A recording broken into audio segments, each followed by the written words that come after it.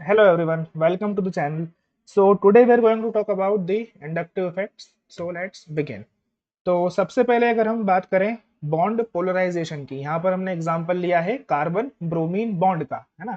तो as you know bromine being an electronegative atom, जो shared pair of electron है carbon और bromine के बीच में, है ना, उसकी जो इलेक्ट्रॉन डेंसिटी है उसको वो अपनी तरफ पुश करके, अपनी तरफ पुल करके रखेगा, अपनी तरफ खींच के रखेगा। तो eventually it will become partial negative, क्योंकि उसने शेयर्ड पेयर की इलेक्ट्रॉन डेंसिटी अपनी तरफ खींच ली है। इसी तरह से कार्बन से इलेक्ट्रॉन डेंसिटी दूर जा रही है, it will become partially positive, है ना। तो आप देख सकते हैं कि ये जो पार्शियल चार्जेस हैं ये एक कंप्लीट चार्जेस नहीं है, मतलब कंप्लीटली पॉजिटिव या कंप्लीटली नेगेटिव नहीं है। जस्ट क्या हो रहा है, इलेक्ट्रॉन डेंसिटी कार्बन से दूर जा रही है, सो वो पार्शियल पॉजिटिव हो रहा है। और जो इलेक्ट्रॉन डेंसिटी है वो ब्रोमीन की तरफ आ रही है, टुवर्ड्स ब्रोमीन आ रही है, तो वो पार्शियल नेगेटिव हो रहा है। ठीक है, these are not complete charges, मतलब कंप्लीटली बॉन्ड डिसोसिएशन नहीं हो रहा है, जस्ट बॉन्ड पोलराइज हो रहा है, मतलब दो पोल आपके क्रिएट हो रहे हैं, एक पार्शियल पॉजिटिव एक पार्शियल नेगेटिव, है ना।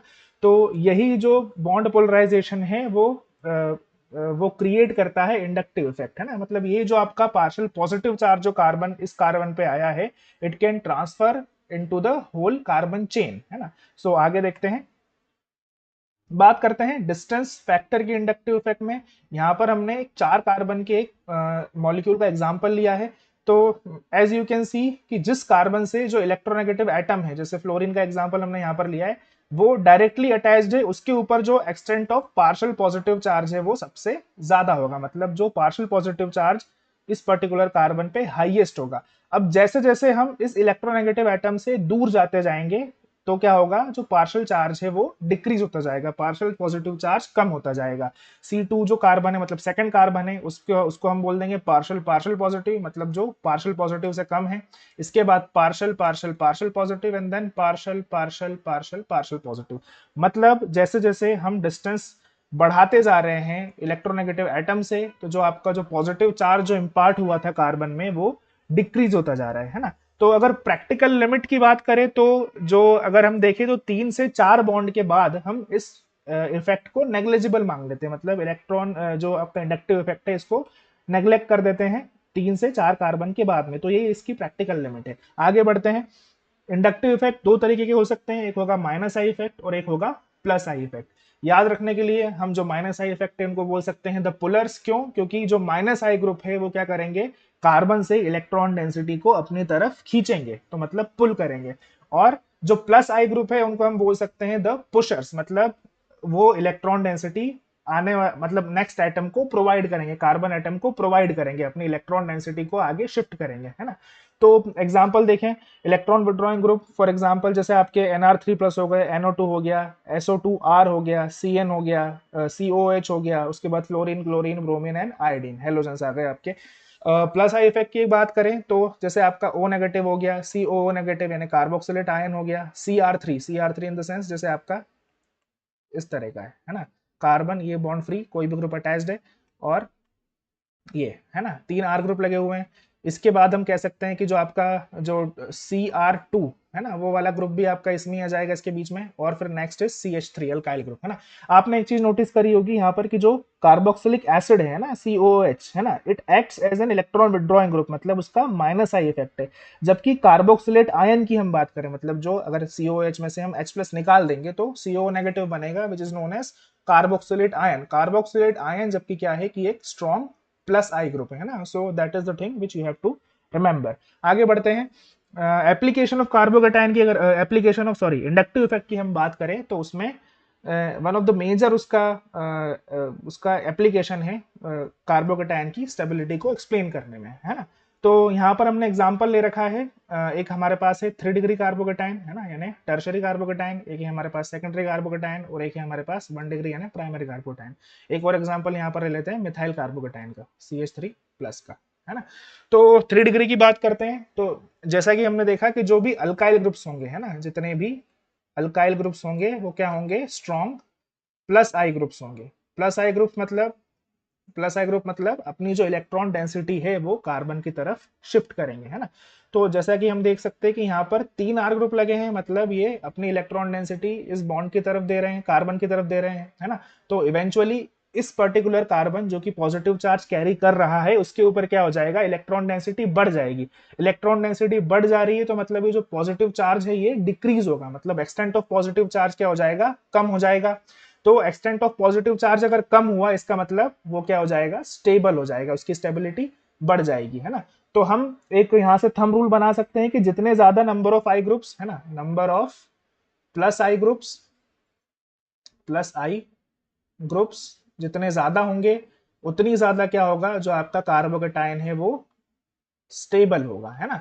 तो इसी तरह से हम सेकंड 2 डिग्री देखते हैं, तो 2 डिग्री में आपके 2 अल्काइल ग्रुप है ना, तो विच इज, तो therefore 2 degree carbocation will be less stable as compare to 3 degree carbocation. और उसी तरह से जो आपका प्राइमरी कार्बोकेटायन है उसके ऊपर केवल एक ही अल्काइल ग्रुप है, तो विच इज जो फर्दर क्या हो जाएगा, लेस स्टेबल देन सेकेंडरी। और जो आपका मिथाइल केटायन है, मिथाइल कार्बोकेटायन है, उसके पास एक भी अल्काइल ग्रुप नहीं है, तो this will B least stable. तो ऑर्डर की बात करें तो क्या हो जाएगा, सबसे ज्यादा स्टेबल 3 डिग्री कार्बोकेटायन यानी टर्शरी, टर्शरी देन फिर सेकेंडरी देन आपका प्राइमरी एंड देन आपका आ जाएगा मिथाइल। ठीक है, आगे बढ़ते हैं। जिस तरह से हमने कार्बोकेटायन की स्टेबिलिटी को इंडक्टिव इफेक्ट की हेल्प से एक्सप्लेन किया था, उसी तरह से हम जो कार्बो एनायन यानी कार्बेनियन की जो इंस्टेबिलिटी है उसको भी हम प्लस आई इफेक्ट की हेल्प से एक्सप्लेन कर सकते हैं, है ना। फॉर एग्जांपल इसको हम H बना लेते हैं, है ना, ये आपका टर्शरी कार्बो एनायन हो जाएगा, सॉरी इसको H नहीं, इसको इस बॉन्ड को हटा लीजिए आप, है ना।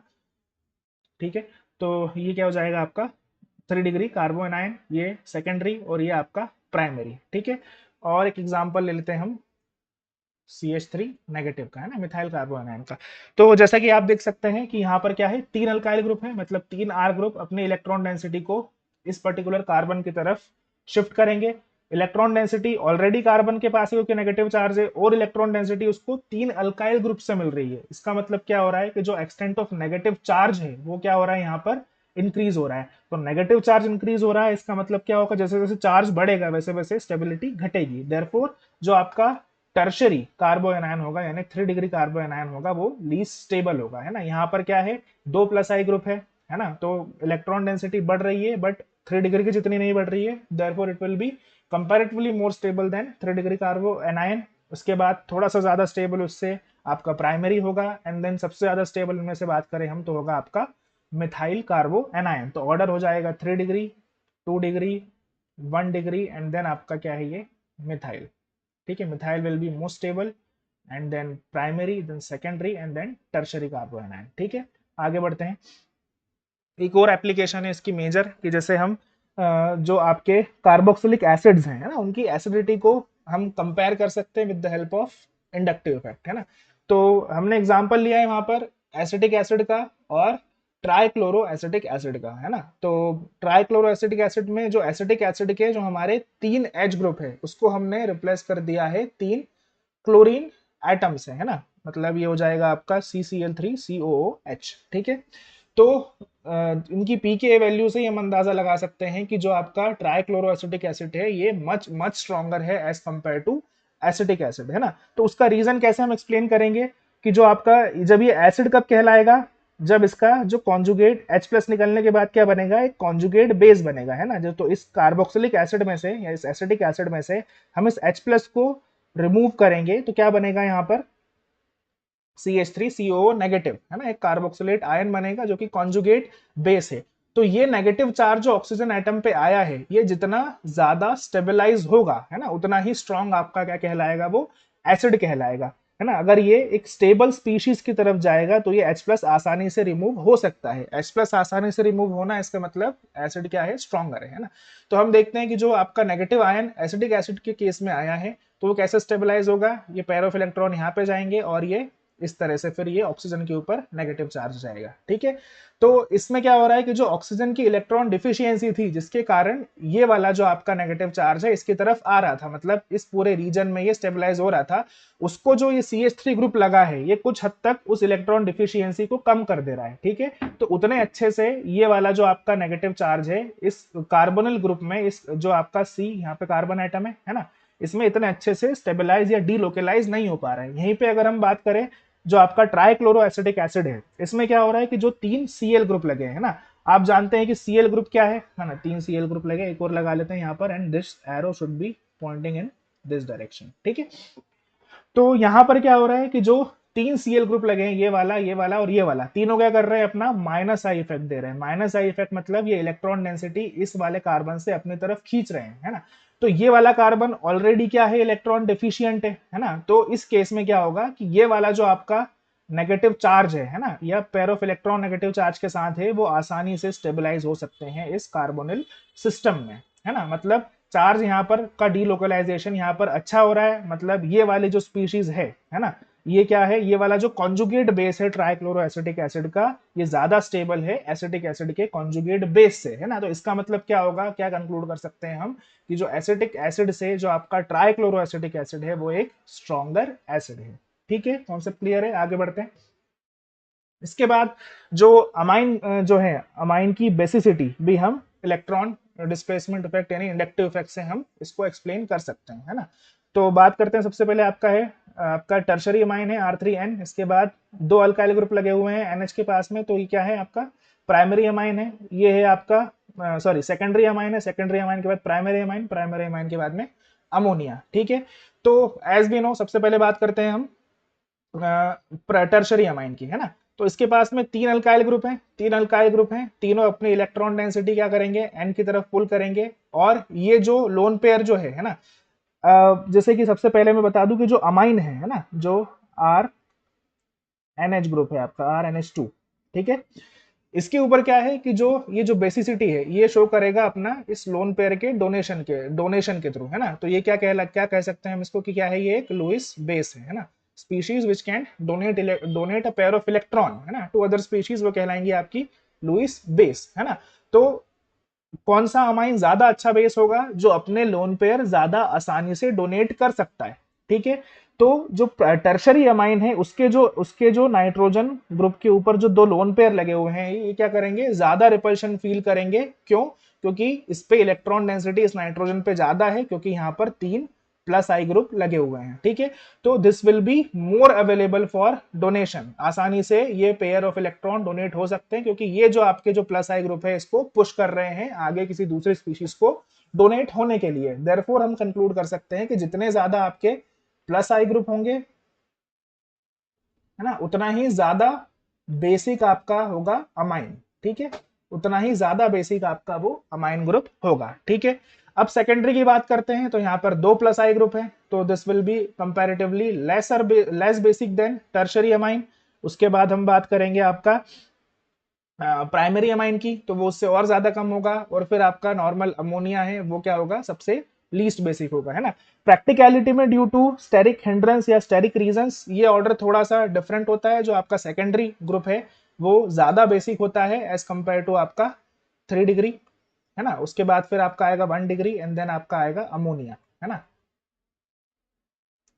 ठीक है, रीजन ये है कि जो आपका स्टेरिक हिंड्रेंस, आप तीन बल्कि ग्रुप लगे हैं टर्शरी पे, तो ज्यादा होगा, तो इलेक्ट्रॉन का जो डोनेशन होगा, लोन पेयर का डोनेशन होगा, इतना आसान नहीं होगा। बट जो इंडक्टिव इफेक्ट की एप्लीकेशन समझने के लिए आप इस ऑर्डर को भी फिलहाल ध्यान में रख सकते हो, है ना, कि tertiary amine will be most basic, अगर हम लॉजिक के हिसाब से देखें इंडक्टिव इफेक्ट के। बट प्रैक्टिकली आपका ये ऑर्डर फॉलो होता है ड्यू टू स्टेरिक रीजंस। ठीक है, अब बात करते हैं कंपैरिजन की। तो इंडक्टिव इफेक्ट के मीडियम ऑफ ऑपरेशन की बात करें, है ना, तो कैसे ऑपरेट करता है ये, सिग्मा बॉन्ड के थ्रू, है ना। मतलब जो इलेक्ट्रॉन डेंसिटी ट्रेवल करती है या शिफ्ट होती है दूसरे एटम की तरफ या कार्बन एटम की तरफ, वो होती है सिग्मा बॉन्ड की हेल्प से। जबकि रेजोनेंट ऑपरेट करता है एक पाई बॉन्ड के क्लाउड से या पाई बॉन्ड के सिस्टम से। अगर कॉन्जुगेटेड पाई इलेक्ट्रॉन का सिस्टम बना होगा, एक क्लोज सिस्टम या इवन ओपन सिस्टम बना होगा, तो उसमें क्या होगा, आपका रेजोनेंस इफेक्ट ऑपरेट करेगा, है ना। कैसे अराइज होता है, ये अराइज होता है यानी इसका ओरिजिन है इलेक्ट्रोनेगेटिविटी डिफरेंस की तरफ। जैसा हमने देखा था कि कार्बन और जो हेलोजन बॉन्ड था, है ना, उसमें हेलोजन क्या है, ज्यादा इलेक्ट्रोनेगेटिव है, तो ये पार्शियल नेगेटिव हो जाएगा, ये पार्शियल पॉजिटिव हो जाएगा, और ये पार्शियल पॉजिटिव चार्ज पूरी चेन में ट्रांसफर हो सकता है। मतलब ये अराइज होता है due to the difference of electronegativity. ये अराइज होता है ड्यू टू इलेक्ट्रॉन, ये ड्रिवन बाय, हम कह सकते हैं कि ये ड्रिवन बाय होता है इलेक्ट्रॉन डीलोकलाइजेशन, है ना। तो जो आपका कॉन्जुगेटेड पाई इलेक्ट्रॉन क्लाउड है या बाय बॉन्ड्स है, सिंगल अल्टरनेट सिंगल और डबल बॉन्ड का सिस्टम है ना, उसमें क्या होगा, वो इलेक्ट्रॉन डेंसिटी पूरे रिंग में स्प्रेड कर सकती है। बेंजीन का एग्जांपल यहाँ पे दिया है ना। रेंज की बात करें तो ये क्या है, डिस्टेंस डिपेंडेंट है। जैसे जैसे आपका हमने देखा है कि इलेक्ट्रोनेगेटिव एटम से डिस्टेंस बढ़ता जाएगा वैसे वैसे इंडक्टिव इफेक्ट का इम्पैक्ट कम होता जाएगा, है ना। तो इसकी रेंज की बात करें तो ये एंटायर कॉन्जुगेटेड सिस्टम में इवनली स्प्रेड हो सकता है, ठीक है। स्ट्रेंथ की बात करें तो जनरली वीकर इफेक्ट है, और ये क्या है, एक लोकल इफेक्ट है ना, मतलब एक पर्टिकुलर पोजीशन पर ही लगता है जहां पर आपका, जहां से आपका इलेक्ट्रोनेगेटिव एटम अटैच्ड है ना। इसकी स्ट्रेंथ की बात करें तो ये जनरली स्ट्रॉन्गर है और हाई स्टेबलाइजिंग इफेक्ट है ना, मतलब ये स्टेबिलिटी प्रोवाइड करता है एक पर्टिकुलर सिस्टम को जिसमें कॉन्जुगेशन होगा, ठीक है। नेक्स्ट हम कंपेयर करते हैं डिफरेंस इंडक्टिव इफेक्ट और इलेक्ट्रोमैग्नेटिक इफेक्ट के बीच में, है ना। तो इलेक्ट्रोमैग्नेटिक इफेक्ट हम जानते हैं कि कब अराइज होता है, जब कोई भी अटैकिंग रिएजेंट इसके पास में आता है ना। फॉर एग्जाम्पल ये कार्बोनिल ग्रुप है और एक साइनाइड ग्रुप जैसे ही इसकी अफिनिटी में आएगा, इसकी विसिनिटी में आएगा, वैसे ही क्या होगा यहाँ पर, ये वाला जो पेयर ऑफ ये वाला जो बॉन्ड है इस तरह से मूव करेगा, यहाँ पर पॉजिटिव चार्ज आएगा, यहाँ पर नेगेटिव चार्ज आएगा, ठीक है। तो ये जो Cn नेगेटिव है इस पॉजिटिव कार्बन के ऊपर अटैक कर देगा, ठीक है। तो जैसे ही हम क्या करेंगे, ये Cn नेगेटिव आयन को विड्रॉ करेंगे, मतलब जो भी आपका अटैकिंग स्पीशीज है उसको विड्रॉ करेंगे, वापस से ये क्या हो जाएगा, जैसा अपनी ओरिजिनल पोजीशन में आ जाएगा, है ना। मतलब जो आपका इलेक्ट्रोमैग्नेटिक इफेक्ट होता है वो टेम्पररी होता है। कब ऑपरेट होता है, उसमें जो पाई इलेक्ट्रॉन का जो डिस्प्लेसमेंट है वो कब होगा, जब कोई भी आपका अटैकिंग रिएजेंट उसको अप्रोच करेगा। जैसे ही अटैकिंग रिएजेंट आपका रिमूव होगा, वो आपका इलेक्ट्रोमैग्नेटिक इफेक्ट वापस से खत्म हो जाएगा, ठीक है। इसके कंपैरिजन में अगर हम इंडक्टिव इफेक्ट की बात करें तो इंडक्टिव इफेक्ट कैसा होगा, आपका परमानेंट होगा, है ना, मतलब परमानेंटली भले ही आपकी अटैकिंग रिएजेंट हो या ना हो, इंडक्टिव इफेक्ट हमेशा एग्जिस्ट करेगा, ठीक है। तो ये था कंपैरिजन इंडक्टिव इफेक्ट का इलेक्ट्रोमैग्नेटिक इफेक्ट से और रेजोनेंस इफेक्ट से। तो थैंक यू सो मच। अगर आपको वीडियो पसंद आई है तो सब्सक्राइब करें चैनल को, लाइक करें और अपने दोस्तों के साथ इसे शेयर करें। Stay tune for the next one. Thank you so much.